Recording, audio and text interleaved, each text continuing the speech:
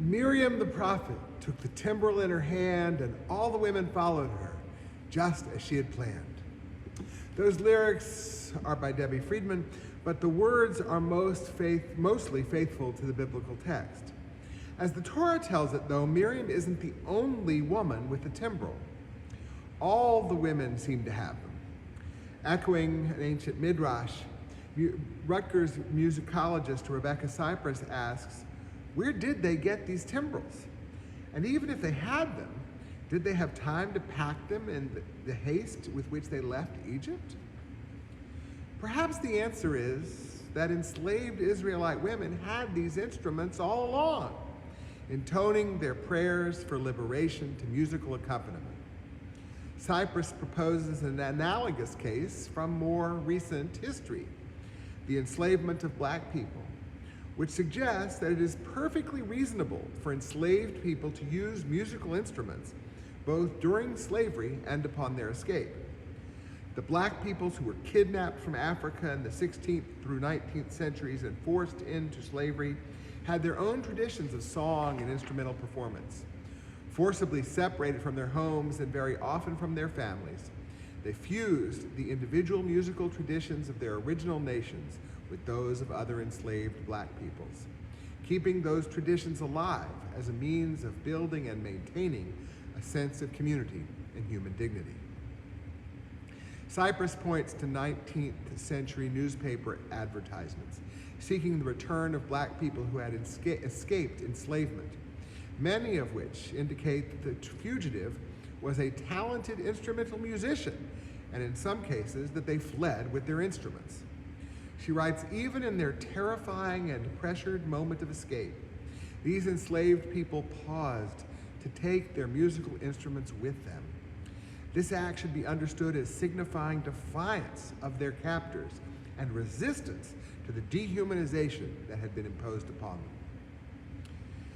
I'm reminded of an insight shared by Professor Dorian Stuber, a Temple member, when he taught Judaism 101 class about the Holocaust a couple of weeks ago. He emphasized that resistance took many forms. Not only the armed rebellions such as the famous Warsaw Ghetto Uprising, but also in continuing to live life as faithful Jews. Historian Marcia Frost offers a poignant example directly connected to our Torah reading this week. Even in Theresienstadt, surrounded by despair, the camp's inhabitants found ways to extract joy. In late 1942, someone stole a large block of wood from the Nazis running the camp. Into it, they carved an ornate Hanukkah menorah. A Hebrew inscription curves over the top, Mi chamocha ba'elim Adonai, who is like you, O God, among the celestials. We know from Torah and from our Passover Haggadah that God does not initiate the process of freeing the Israelites from Egyptian bondage until after hundreds of years of enslavement and oppression. The Israelites were groaning under the bondage and cried out for help from the bondage. Their cry for help from the bondage rose up to God. God heard their moaning, and God remembered the covenant with their ancestors. God looked upon the Israelite, and God took notice of them. The outcry of the Israelites, including the music of the women with their timbrels, is essential to their liberation. And we are also familiar with the ways that enslaved black Americans drew on this Israelite experience of slavery and liberation to give them hope. We might not be aware of the detail that Cypress shares, quoting her colleague Kenneth Shelst. Enslaved black people understood their own song and dance as symbolizing critical events in the Israelite journey to freedom and the Promised Land. First and foremost, their night dances symbolized the Israelite march through the Sea of Reeds and their former masters in pursuit. Just as enslaved blacks compared their existence to that of ancient Israelites, American Jews have often identified with the black experience. After all, the Torah repeatedly reminds us that we were strangers in the land of Egypt, where our ancestors were enslaved, as black people were more recently here in America. Jews were the quintessential strangers throughout medieval and modern Jewish European history, even as Europeans began to capture and enslave black Africans. Perhaps that's why Jews participated disproportionately in the civil rights movement, with Jews comprising half of all white young people who took part in the Mississippi Freedom Summer in 1964, for example. Jewish people place a value on education about the history of our oppression. In 2021, a group of Jewish Arkansans, notably including a teen, David Ronell, and his father, Steve, were centrally involved in advocating for legislation that requires Holocaust education in public schools. This year, a further push is underway to call for marking the last week in January as Holocaust Education Week in Arkansas. With Black History Month coming immediately thereafter in February, the link is clear. Committed to remembering the stranger, Jewish Americans must be equally vigilant in assuring that both Jewish and African American history are taught honestly and comprehensively. In recent years, efforts in several states, particularly in the South, have adopted legislation that calls for teaching opposing viewpoints whenever a controversial issue is discussed. You may recall that one Texas school administrator imagined that the new law that in that state required teaching opposing views of the Holocaust.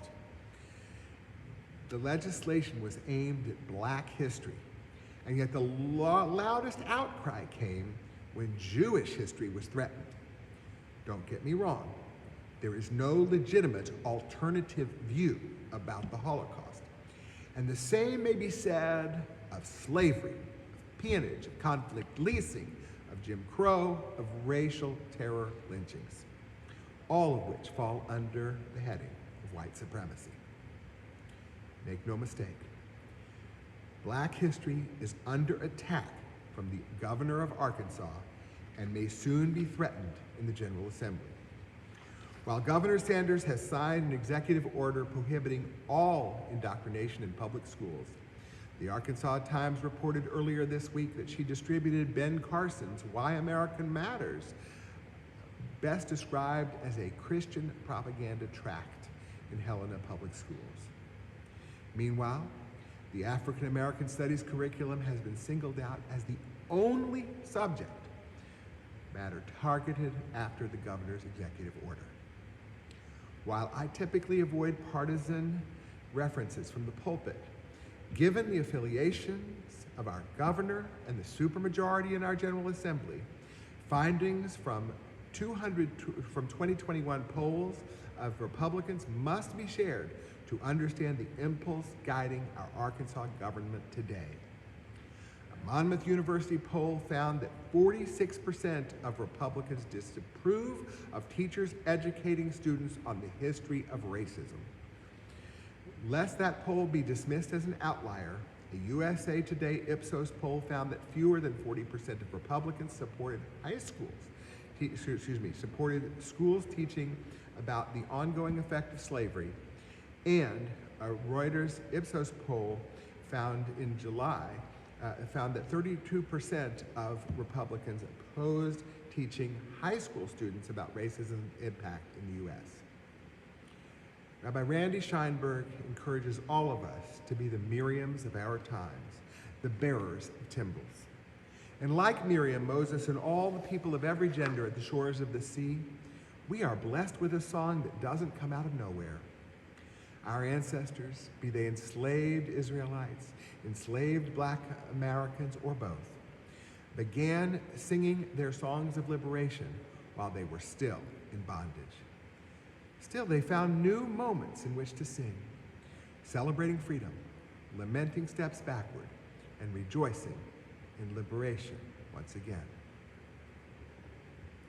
At the outset of this Black History Month, we who demand that Jewish history be taught forthrightly must add our voices to those insisting that Black history be imparted in all its complexity.